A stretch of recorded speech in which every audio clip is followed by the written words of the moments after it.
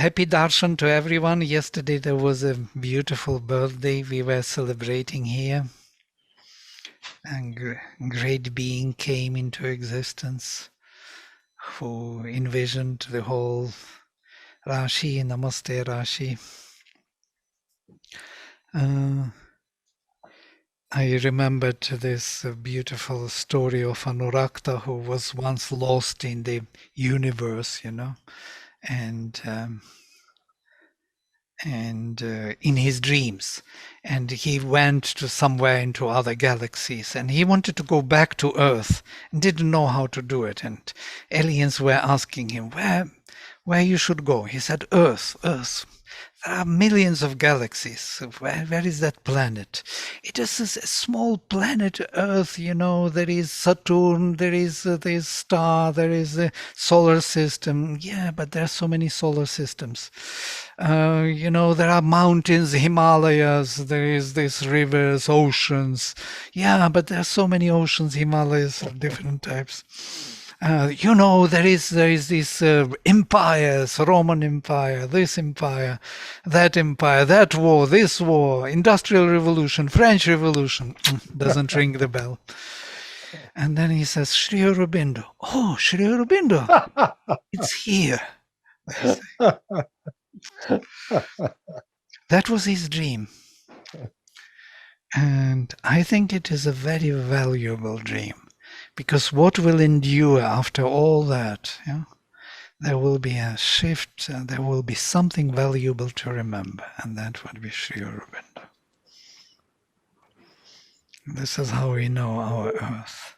Oh, Anuradha ji, namaste. Namaste, Kshameta Mama. Anyayika Varga Asita. I'm like It can't be otherwise, I know. I'm here just to say hello and then switch off. No. I plan to sit through now. Usually that's the case. There was no other way. And so, yeah. Yes. Okay. So we are starting a big adventure and beautiful adventure, and that is ongoing. I don't know whether we will ever end this story of the hymns to the mystic fire. Sri Aurobindo wrote the book, as you know, and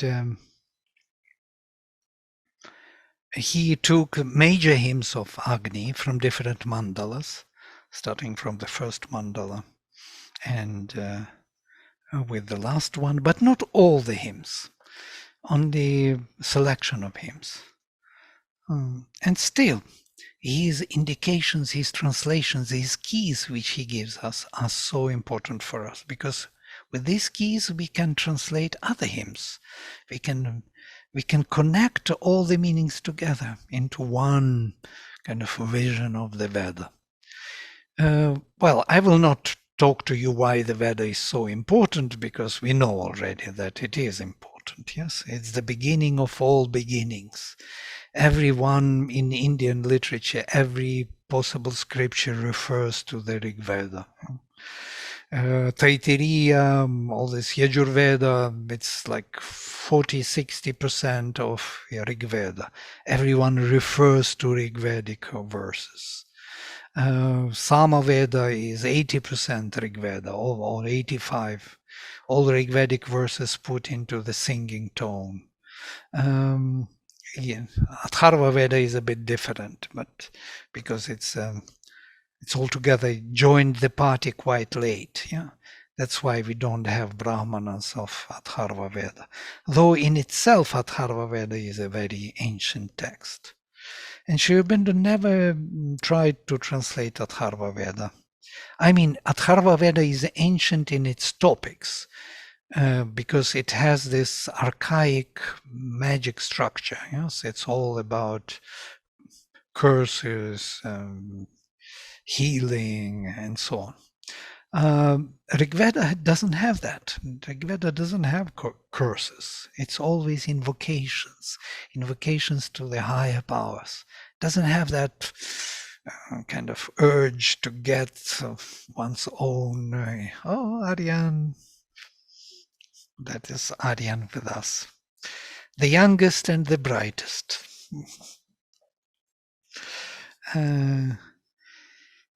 He is resting now from his New York University at home, finally. Yes. Great. So this is the vision of Rig Veda is something which is going even beyond all other Vedas in some way. I think that is the Veda of the Vedas. Though in Vedic tradition it is considered to be one of Yajurveda, Samaveda, and the Rig Veda. They are infinite texts, or the eternal texts from the beginning of time.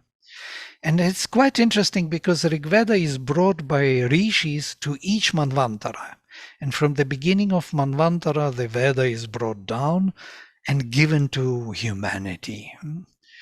And the humanity takes this Veda and continues to memorize it and to follow it up, build up the culture, build up the cults around this text, involve them into rituals, everyday rituals, and to these, according to the stars, according to the full and new moon, and so on and so forth. And on that ground, the whole society and all the relations are built slowly, gradually. All other commentaries come into existence. All other considerations, philosophies join this vision and build up on that ground.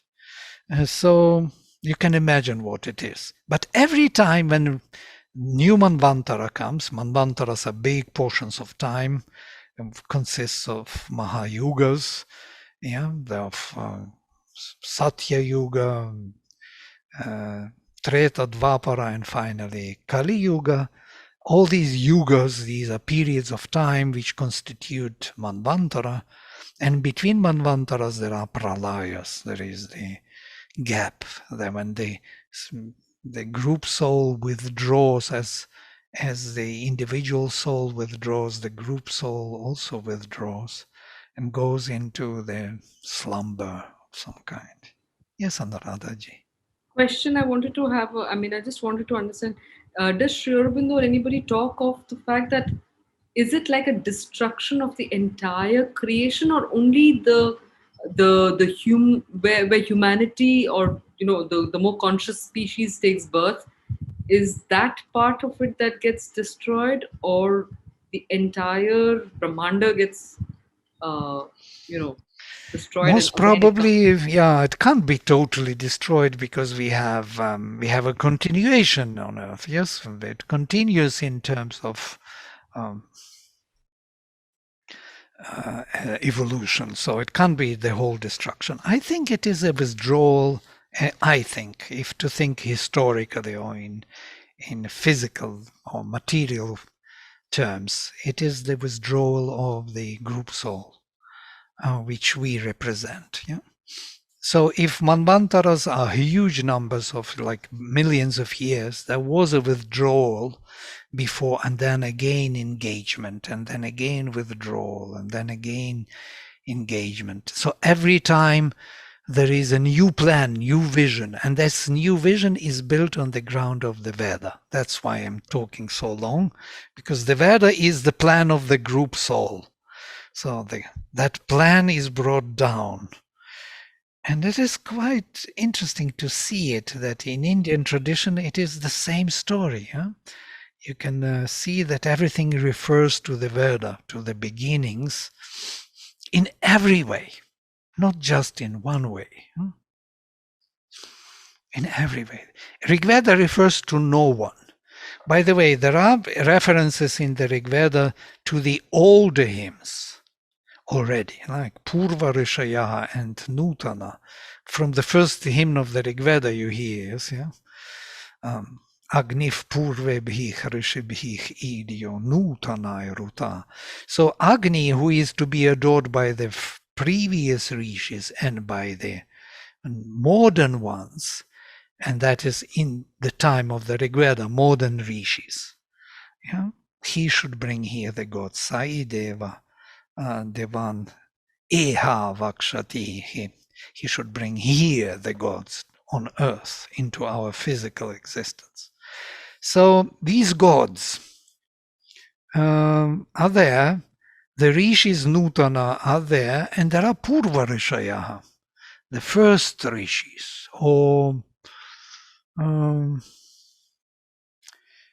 those first 7 rishis, yes, who represent the constellation of Big Bear or Dipper, Big Dipper, that 7 stars which are pointing to the Dhruvam.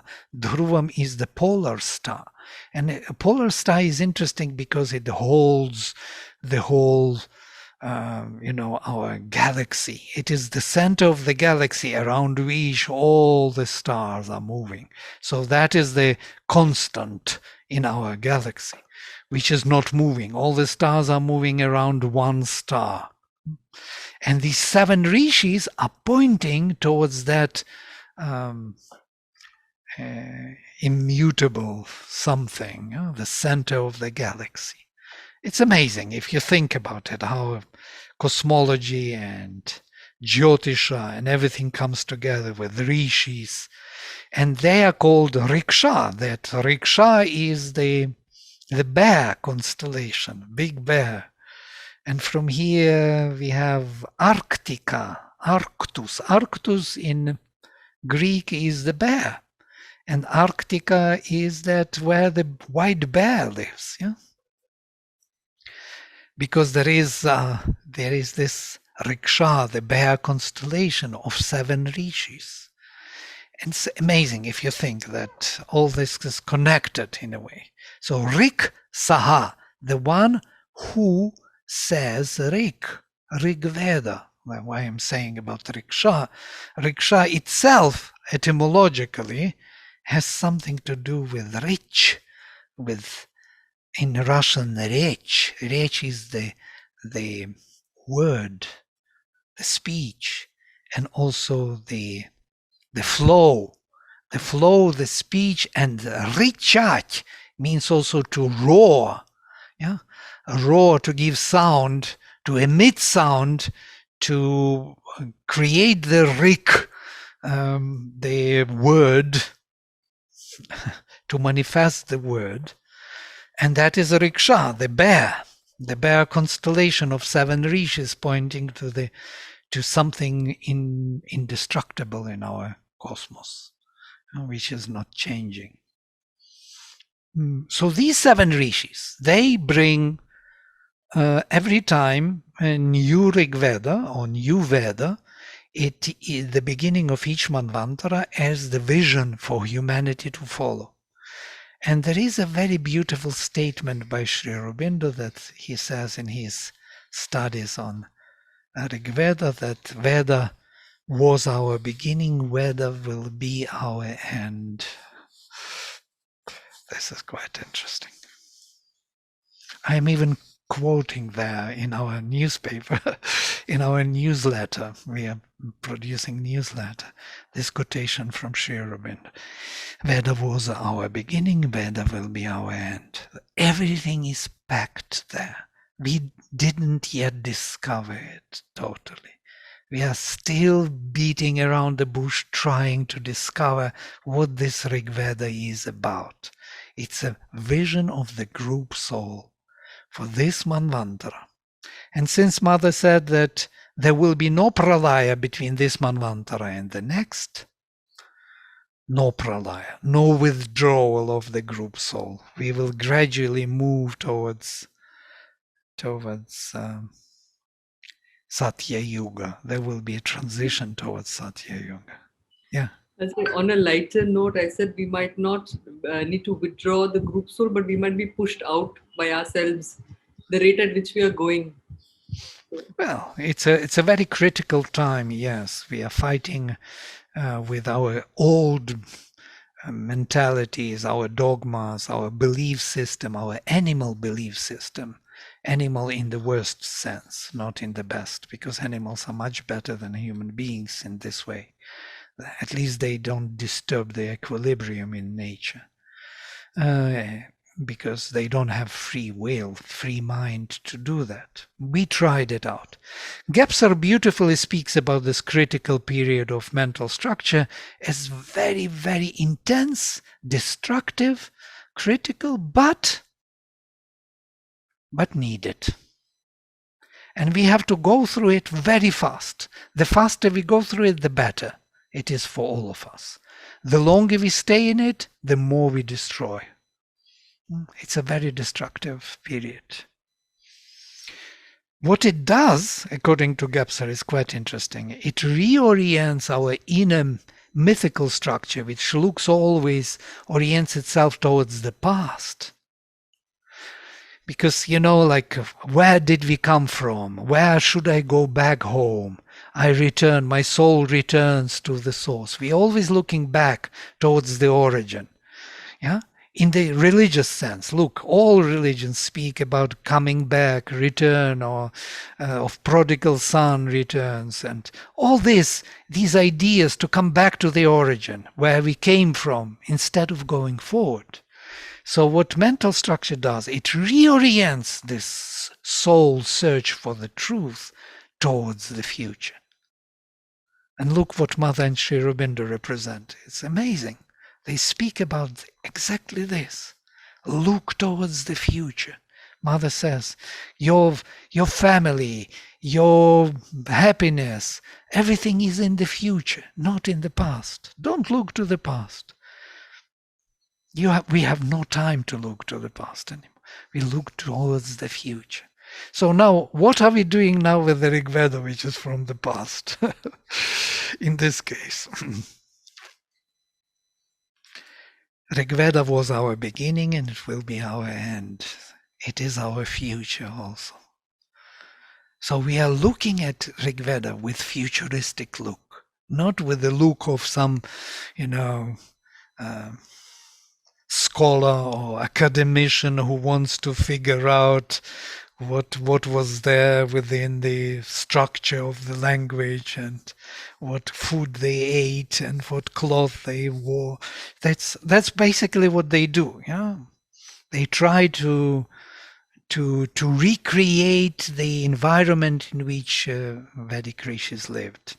We are not doing that. We are looking for the elements which are reorienting us towards the future, which are needed for us now to go forward.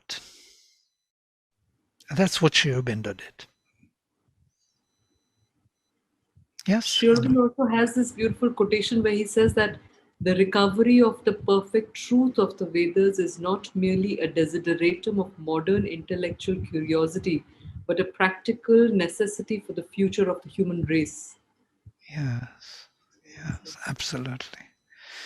And the sooner the Rig Veda will be recovered in that way as the help for humanity to go forward, the better it will be for all of us, I believe, and for India first of all. If India cannot recover the Rig Veda, I'm sure Upanishads are great, Gita is great, everything is fine, but there is no origin, there is no connection to the very intention of this group soul to go forward and to realize something within this manvantara. We must have that key. We must have that access to the deeper sense. And look at India. Everywhere there are gurukulas still. They're still going on, learning by heart Rig Veda. Can you imagine they will be recovering the meaning of it? What it could give. Whole India will be like blasted with nuclear weapon, Everybody will be opening to the highest knowledge. And seeing in meaning in everything, in Upanishads, in the Gita, in the Tantra, everywhere, the meaning will be recovered immediately from the Rig Veda. I think, and Sri Aurobindo will be understood. There would be no difficulty to understand Sri Aurobindo anymore. So we must do this work. And Sri Aurobindo did this work till the last days of his life. The last writings on the Rig Veda are dated 49. He stopped already dictating Savitri and he still was making notes somewhere on the Rig Veda. from the archives. This is something interesting. Some verses he was interpreting here and there, or 47, maybe I've said 49. I don't remember, but some in the late 40s. I will check and will confirm this. I mean, don't want to tell you something wrong about Sri Aurobindo. But I remember how impressed I was that Sri Aurobindo still works on the Rig Veda. Okay. What about the different gods that's being used in the different verses, the Indra, Varuna, Agni? Like, do they also represent some propelling towards that future? Like, is there any connection? Like, why are those gods particularly, like, why are the verses dedicated to those gods particularly? Right.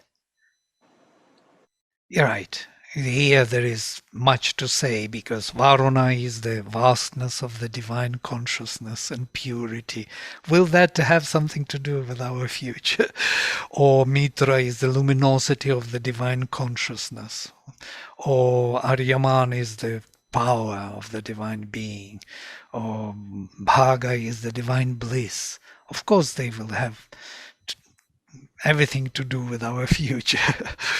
They're there waiting to be rediscovered again and again, deeper and deeper, and more meaning and connection to the manifestation. Definitely.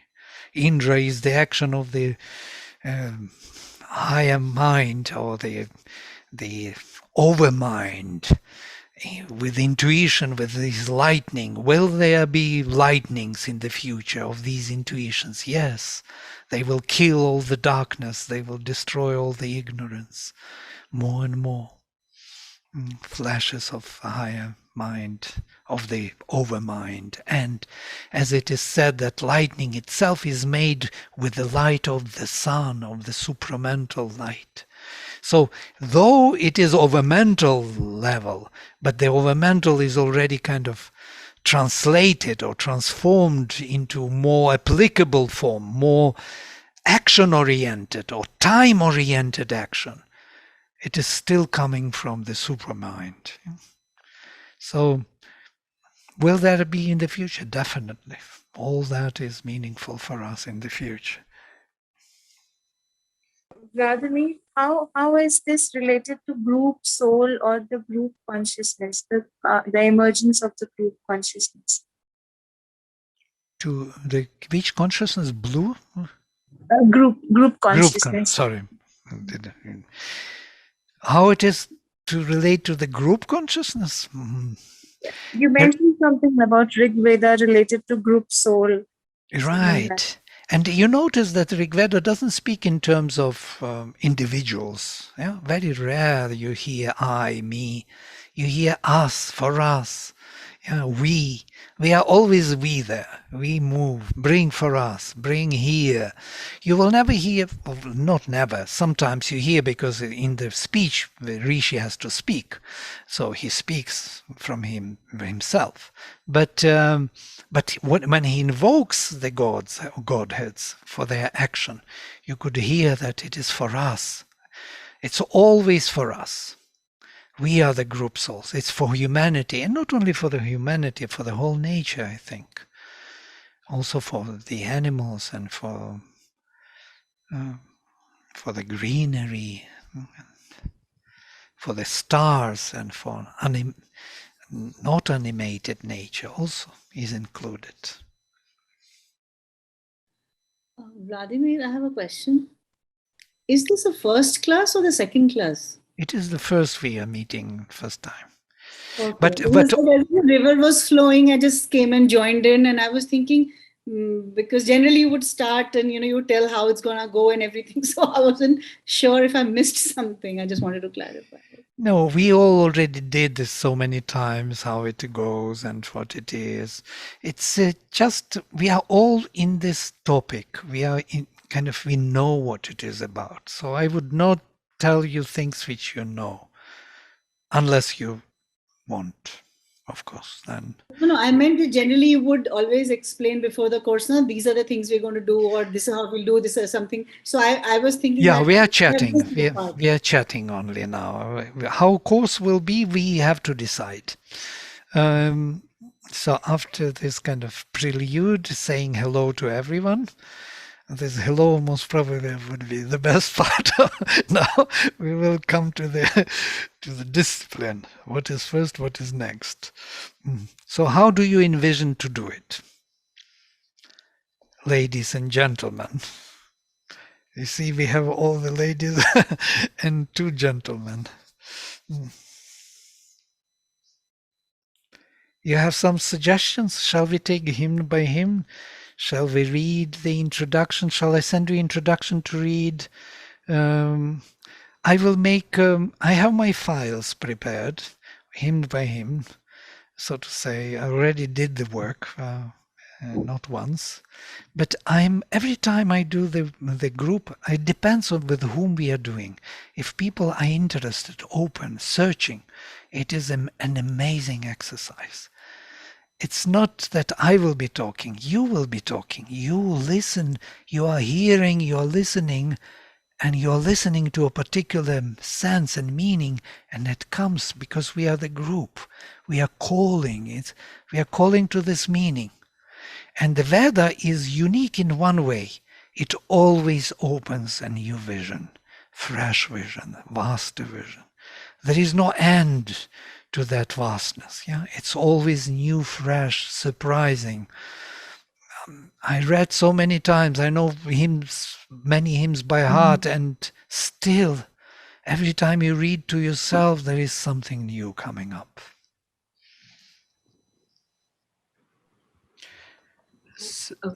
Yeah. Sorry, no, I was just thinking that my little bit of study with the Vedas, it seemed it did to me, basically my understanding of things, is that what it does beyond, let's say, the Gita does, or maybe even some of the Upanishads, is that it answers that primordial why as to things are happening. It takes us back to that which is underlying all the surface meanings that we attribute to this or that. The Vedic story is not concerned with these, it is concerned deeply in a sense, because what we decide now will impact that larger game that is at play. And so I'm always reminded of that Matrix movie where they say that we are looking out for those people within this matrix who are ready to reconnect and take forward that larger work. So the Vedas, going back to the Vedas, always helps us to reconnect to that original purpose of that original battle of light and darkness. And so I personally find it extremely moving and inviting at the same time to explore. Very nice, very nice. Thank you for sharing these. Yes, it comes to the origins, to the backbone, to the very purpose of this life and consciousness and being, to these fundamentals. It doesn't deal with some kind of secondary issues, some other thoughts. Yeah. Aryanji, you are saying something. I have a question, and maybe it's not something that can be answered straight away, but I was hoping that through the course of this study that it can be answered. That I know there are a lot of interpretations of the Veda that are out there, and I was wondering if there is any way in which we can validate the authenticity of Sri Aurobindo's interpretation of the Veda. I mean, I know we can take him at his word, and that is the truth, etc. But if I were to try to prove that his interpretation is the right interpretation, how would I go about doing that? Very valid question. By the way, you can see it. I have this academia page, and I put my my articles there once in a while, and there are discussions going on. Somebody, printed article, and many, especially in India, Sri Aurobindo is not accepted. They believe that he's, kind of fantasizing something on the Veda, He was not part of our system, they say. He is not a part of parampara tradition. He didn't sit in the Gurukula learning by heart all the Vedas, so he has no right to speak what it is. And I was so angry with this. I was typing there. If he would be part of your parampara, he would come with nothing, no proposal, no fresh look. He would be already engraved in everything you do already. And what has happened, that people who learned Vedas by heart, they have hardly any time or any place or any energy more to view it from fresh, distant perspective. Sri Aurobindo learned Greek and Latin. He was a poet himself, and then he comes to these treasures, and they open up the meaning to him, and his experiences come. So how can we validate that Sri Aurobindo is not just wishy-washy, but something real? And I will tell you how. I have two validations for myself. One is language. Language is real, hardcore validation. Every term, as Sri Aurobindo says, if it is used in this particular sense, if this sense is not applicable in other hymns, it is a wrong meaning. Now, if we can check it, this is checkable for any scientist. It's not something I made up. That it's, if you start reading the interpretations of Sayanacharya, you will see that in one hymn he interprets the same term in 3 or 4 different ways. Absolutely inapplicable. Rhythm as a food, as a water, as a truth in one hymn. Now, this is something tells us that his interpretation is wrong. Can't be true. So, because we do not have that consciousness, that vast consciousness to see it, doesn't mean that it is not correct or that they messed up. Yeah? We don't see it. So we have to work on ourselves to see what it means, and not just to try to interpret the text that it would be applicable to our consciousness. So we have to follow the text. Rule number 1. Rule number 2, you have a vision when you follow right the text. The bliss comes to you. You feel the presence. And if that presence is not there, something is wrong. Maybe you are correct in every word, but there is no bliss. So yeah. Yes, Aryan. So, since the Vedas are deeply symbolic as a text, I remember in Secret of the Vedas, Sri Aurobindo talks about this kind of algebraic exposition where the symbols are recurrent in a manner, right? But if these symbols, and I'm sure that these symbols are not simple things, like these are complex ideas, which is why they have to be symbolized in the first place, right? So what if somebody were to say that Sayana interprets the same word in 4 different ways, because the symbol itself is that complicated that it allows for this like meaning to diverge in different ways. I'm just trying to. Very good question. If it fits really, if these symbols like the horse is the power, yeah, and speed and swiftness, and we associate it with physical being, yes, and that quality is standing out, and it is clearly symbolic, representative of the swiftness and power, then yes.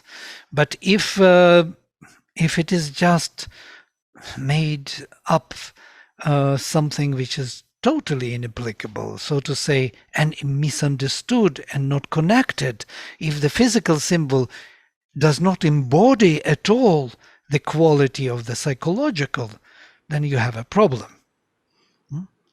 Or you shift so far away that you say that Indra was a chief in the village, some kind of, and whom they sent villagers whose cows were stolen by Dravidians, or some kind of thieves who stole the cows and hid in the cave somewhere nearby in the mountains, and the chief was to go and to recover them, and he drank soma. Soma is some kind of alcohol, and became very courageous and sat on the horse and went there and brought the cows back.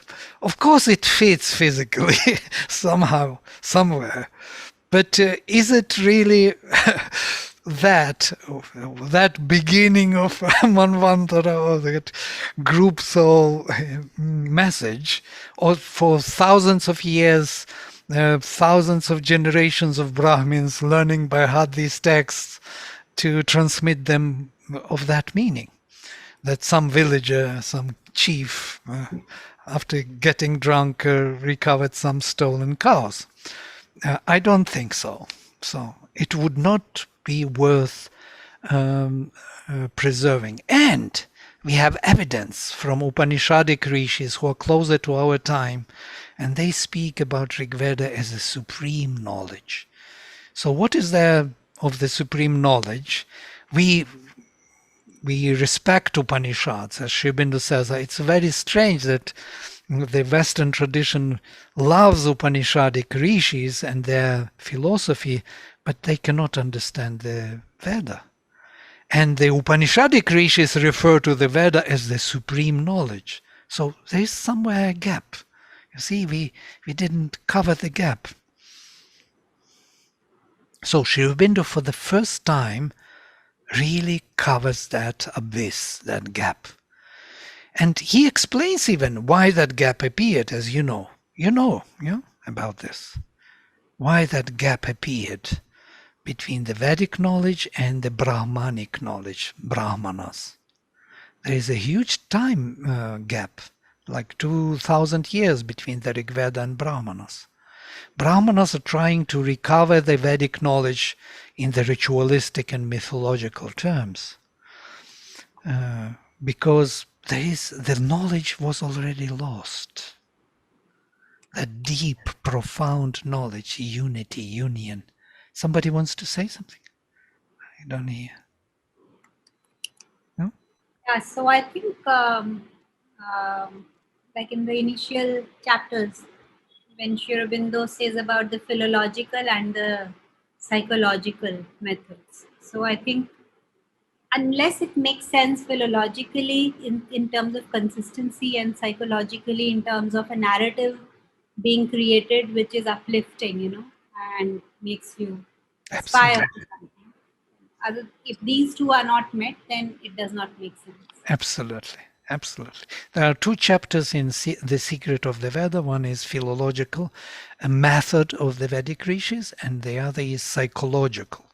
And these two chapters must be read, and you will see how he justifies this and how they are connected, philological and psychological. This is what we had the course on etymology, how the sound and meaning are connected. It's a deep marriage, the profound original marriage between the language the rishis spoke and the knowledge. Knowledge is inbuilt within the language. Language itself, the hymn itself, becomes a teacher. You don't need the guru who tells you what it means. You need to know the language and read the hymn as your own. And if you repeat, if you dwell on it, the knowledge will arrive. And this is the beauty of the Veda. Veda can illumine you directly without you going to somebody to tell you what it means. It's not the case with other writings. It's not the case with Tantra, for example. You need an initiation of the guru who would explain to you and give you what to do. Veda doesn't need that. Yes. Also, there is one experience I've had when I try to, when I read the hymns, is that to make sense of the hymn, you suddenly feel you've risen, and you catch it. And then when you want to share it or write it, it's gone, and then you have to keep doing it. And maybe after years, as one of the poets says, drop by drop, peace comes dropping slow. So here, this knowledge comes dropping slow. Yes, please. Yeah. So this is something. I mean, it is a very good training of the mind. Also, I feel studying of the Veda, that the higher mind, uh, the training to shift your consciousness to the higher mind. Because Yes. only then you connectedly see everything fall in place. Yes. And these images, each image is better than, it's like images, you see them. It's really, they were seers. How beautifully they describe. If you know the language, you will really see this. What he says, yes. How the fire is emerging out of the darkness, was released. He was like an imprisoned, as a prisoner in the darkness, and he was released out of the darkness. The great Godhead was released. And I don't know what it is in this simple phrase, the great Godhead was released out of the darkness. And you have it embodied. Somehow they found the way to say it in such a profound psychological way that we all carry it, we all resonate. It's as if they resonate with the whole humanity there. And it tunes towards the truth more and more. Every verse is a tuning process until you become very sharp, very sensitive towards the truth. Yeah, that's what it is. Yeah. So when you're asking how you want us to, I think this is exactly like this is what happened in the previous course. So that's why I said, whatever it is that you want to teach, I want to learn, because there is that bliss and that experience of the expansion in which you feel so at home. It's mystical, yet it is so real. It's tangible. It's real, and it can sort of. It's like this, like the Dhruva. That one that star, and rest everything like dissolves into oblivion, because this is the truth and that experience. So for me, I think that's how I'm looking forward to having that experiential class. I mean, of course it has the psychology and all of that, but I think if it becomes extremely scholarly and pedantic and all of that, I may just lose interest, because I want to live it instead of debate more from the intellectual point of view. Is how I'm, maybe because I'm an artist, that's the only way I grasp the universe. So we all want that is the cream, but before you do get the cream, you have to little to churn a bit that milk. Otherwise the cream will not come so easily. We have to dwell on the hymns, we have to go deep, but every time we will do with this experiential look, a vision. We want to see what Rishi wants to say. We want to have those archetypes, to come to life in us. And these archetypes in us, when they are living and vibrating, they manifest the new consciousness. Yes. So if I may suggest that, if it's okay for everybody, maybe we can just start in the same sequence as Sri Aurobindo wrote the hymns to the mystic fire. Sure. Because that's how it must build, one upon the other. Right. And notice we chose only Agni. Within Agni, of course, there will be all other relations with other godheads. There will be Indra, Vayu, many of them, Varuna, Mitra, all of them are actually Agni. Agni in sacrifice, in this sacrificial or transformational process of nature. So this, when nature is being transformed by higher consciousness, Agni is the link. Agni is the will which brings these divine forces into action. So that's why in one hymn it is just listed one after the other. Agni is Varuna, Agni is Mitra, Agni is Indra, Agni is Rudra, Agni is Vishnu.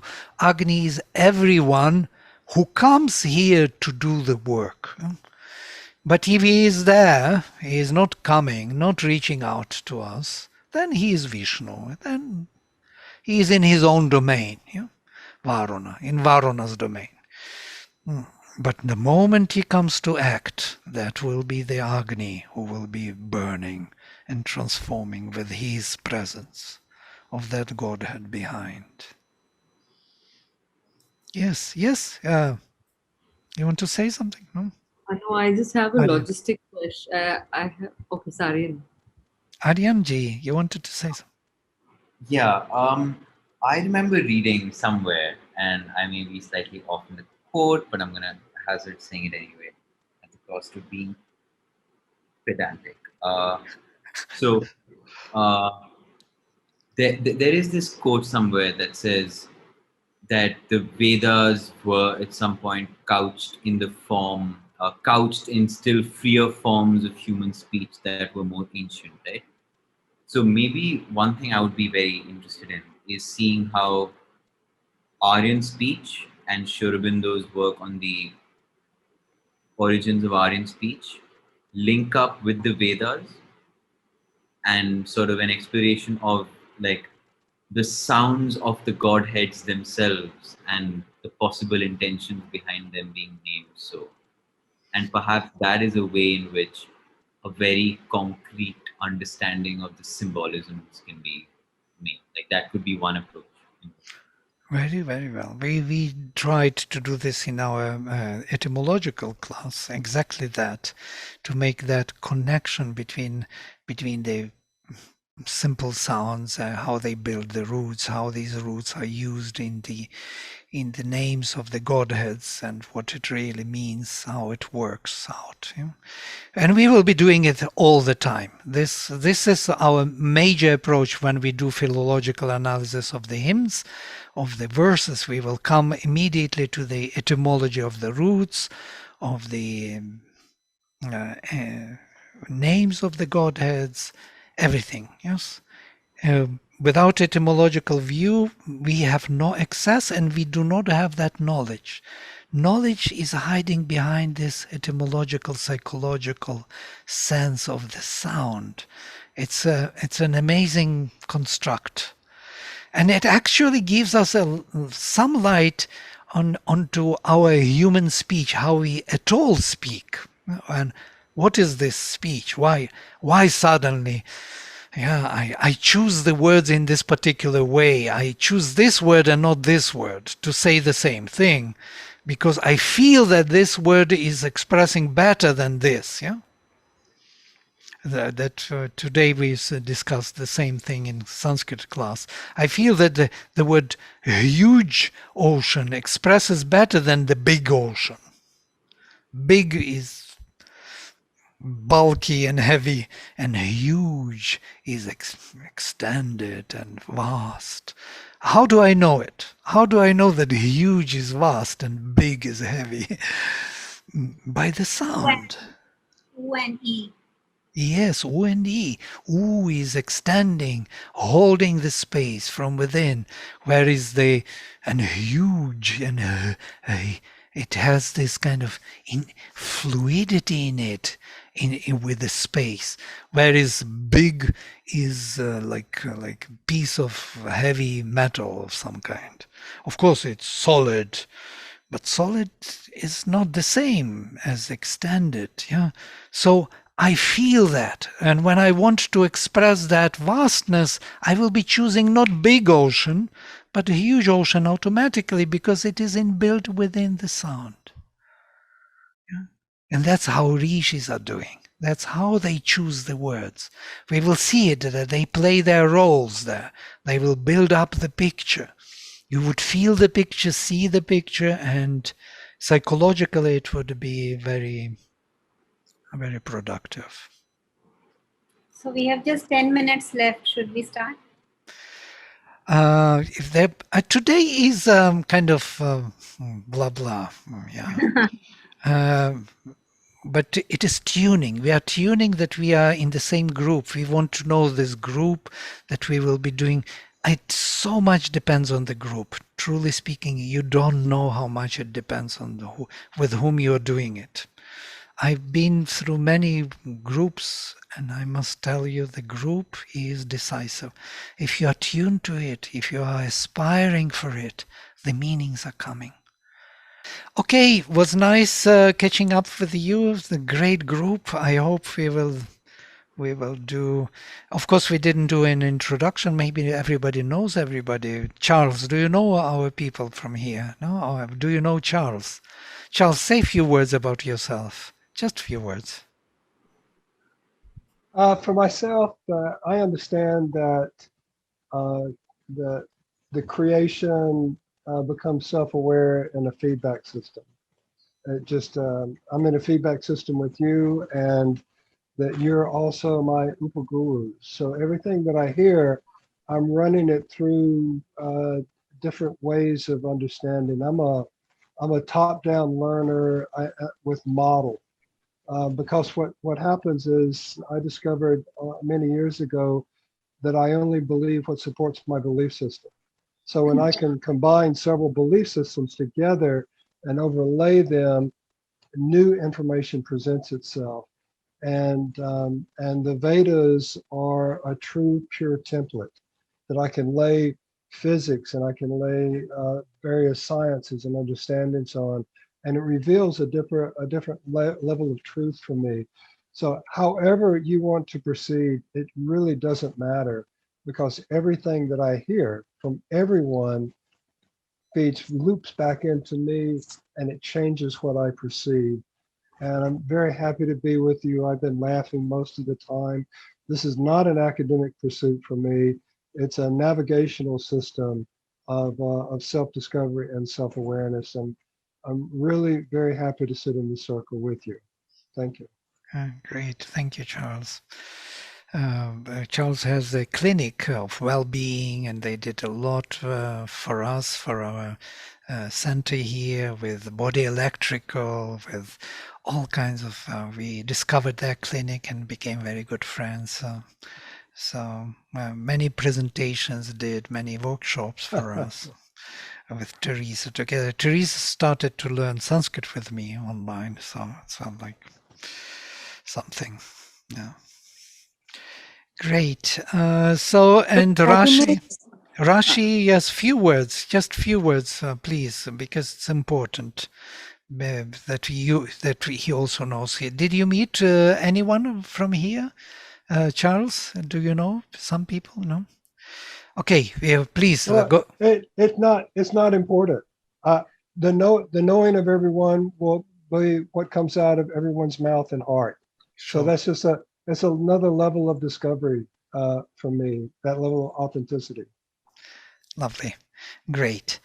And still, one word, Rashi. One word? That's it, one word. One word and few more. What do you want? What is your message? What is your message? Vladimir asked me for an actress to give a message. I'm a theater director, and I have created many workshops on mother's qualities using theater, music, art, movement, and meditation, which I've taught in various universities. And that's how Vladimir and I were colleagues. And I was a tourist when I landed in ashram. And it's 25 years that they just said, do my work. And I'm just doing. I don't know much. I haven't read much. Whatever I hear from them is what I do in my workshops, in my writing, in my theater, is what I do. And I'm very happy to be here. I know Gitanjali because she was in the Rashtam course, which I'm learning about Sri Aurobindo now. I think it's 25 years too late, but yes. And I say hello to Anuradha because she is in IIT Kharagpur, where when I came from America, that's where I started my theater company. And rest of the people, Preetu was in our previous class. And rest of the people are new friends. Yay, I'm super excited. And Vladimir is like a magician, so I love him. Yeah, we worked together in Auro University and in the same kind of on the same topic that was science of living, and so developing the qualities, 12 qualities of the mother and faculties of consciousness. I had the whole curriculum there. It was a very promising time. Unfortunately, it ended very fast. Okay, Anuradha, can you say a few words? Anuradha is also a very special being here, professor of Sanskrit. So presently teaching at IIT Kharagpur, like Rashiji said, teach Sanskrit, Indian psychology background. Grew up in the ashram school, so I think that's my greatest privilege of many lifetimes sadhana to have got that opportunity. And Sanskrit Putri of Vladimir, and that's Putri means daughter. We are playing this game with her that I am Pitashri and she is Putri because we were in these goes back many. shiras. Yes, yes, yes. Lovely, lovely. We did a lot with Anuradha and many different sessions in IPI and meeting online and so on and so forth. It's a friendship for many years. Yes, Preetu, say a few words.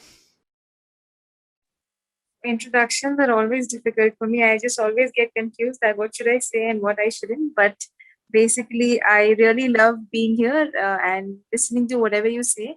And I met Anuradha ji first in IPI, and then I was part of the course which she was doing. And yeah, I know Rashi obviously, and I'm meeting Charles for the first time, and also with Gitanjali ji. I think she did a talk in which I was there. And I like to be here for experiencing it and then making it more livable in my everydayness. Yeah. Thank you. Gitu and Aryan, few words.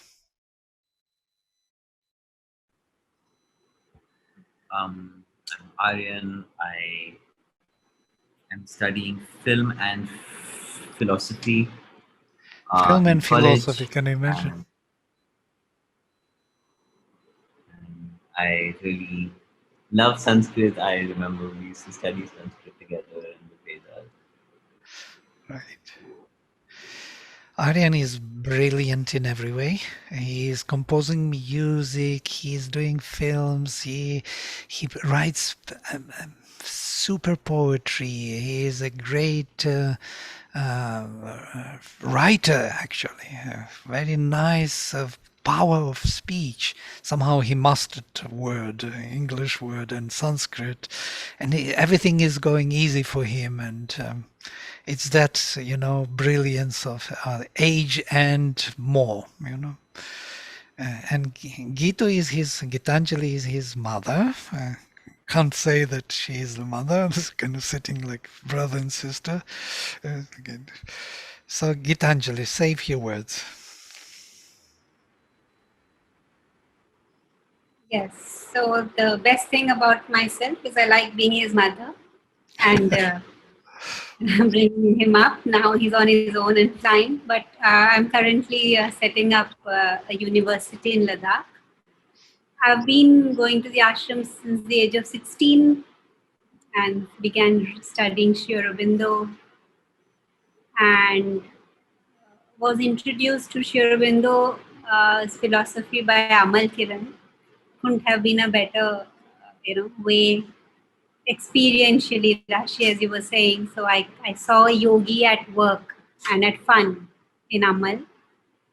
And then began studying the Vedas with Vladimir. And it's such a story that I was looking for somebody who would know Vedas in the light of Sri Aurobindo and would also know Sanskrit. And I was enrolled into an MPhil, and I decided that I will not have any guide unless these three are, fulfilled. And till a day before, I didn't have anybody. And I go to the Samadhi, and then I go to this place called Sakar. And then the first talk there was Vedic Vision in the Light of Sri Aurobindo by Vladimir Yatsen. And he starts it with the Sanskrit shloka, and then he's talking Vedas in the light of Sri Aurobindo, and everything came together. And after his talk, I just went to him. I said, I have appointed you as my guide, and let us go for lunch. And I said that I've been looking for this for last 10 years, and you are just going to be. And then that's how that was in 2007 or 8. And ever since we've been studying, and the same world that I do matters. Yeah, we became good friends, and Aryan was still small. So lovely it was to visit them in Chennai. Yes, Aryan was growing. We were playing rock on the guitar. He was. They were doing everything: karate, you name it, gymnastics, dance, music, everything. So it was a very, very interesting time, very beautiful time. Somehow that time is gone, yeah? We are in another, it's just another world. Yeah. Strange world, anyway. Unknown, looking at us, breathing with some kind of coldish air into our neck. We do not know what to expect from it. Dolan, would you say a few words? Dolan is... yeah? Hello? Are you there? Hello. Hello, Dolan. Please say a few words. Dolan is joined us here. I came to know Dolan from US already. She is in the West Coast. Yeah, Dolan, please. So I have a scientist background, but I came to know Mother Sri Aurobindo in my Can high you show school. yourself? Is it possible to click on camera? Do you have it? I don't know, like... Start video, that people see your face. I don't think I'm in a very good position to say. Oh. I'll just try, but... Oh, 7 o'clock in the morning. Sorry. Yeah, I didn't mean to. No, but that's okay. But so I came to know of Mother Sri Aurobindo in my high school when I was in Chennai. But then our family moved to Delhi. So since then, I was a visitor of the Delhi ashram regularly for the next 10 years, like till I moved to Canada. And in Canada, after coming, I have been always looking for something like this, like as everyone was mentioning, like because I was intrigued by Sri Aurobindo's works, but obviously I didn't understand them like very well, especially the Vedas and different the hymns of mystic fire and everything, like because they have a very philosophical and an ancient background, and that which I don't have much knowledge on. So it always intrigues me. So it's really nice to be attending your sessions, especially with that Sanskrit background, because I had been always very like impressive about Sanskrit, but I haven't learned that very much. So it always intrigues me how well you teach and how well you bring in the presence, and especially in the Gita sessions that we attend on Monday. So it always intrigues me. So I'm really fascinated to be over here and attending another of your talks on this. Well, it's a group which will be discovering the Veda. Okay, it's it's some kind of study group. Let us say study group of the Veda, because we have study group of the Gita, which also goes many ways. Yeah, but here we will be more concrete. We will be building around the hymns. We will hold our attention onto this, rather than just moving around too much. It's only today. Today is only like this. Okay. But would we be having the same Zoom link every time, or like the same Zoom joining? Or yeah. Okay. Thank you. Thank you, everyone, and Om Sarve Bhavantu Sukhinaha. So see you then next time. Yeah, 15 minutes later. Thank you. Bye. Bye. Thank you. Good night. Good morning. Whatever it is. Good morning. Good night. Bye-bye.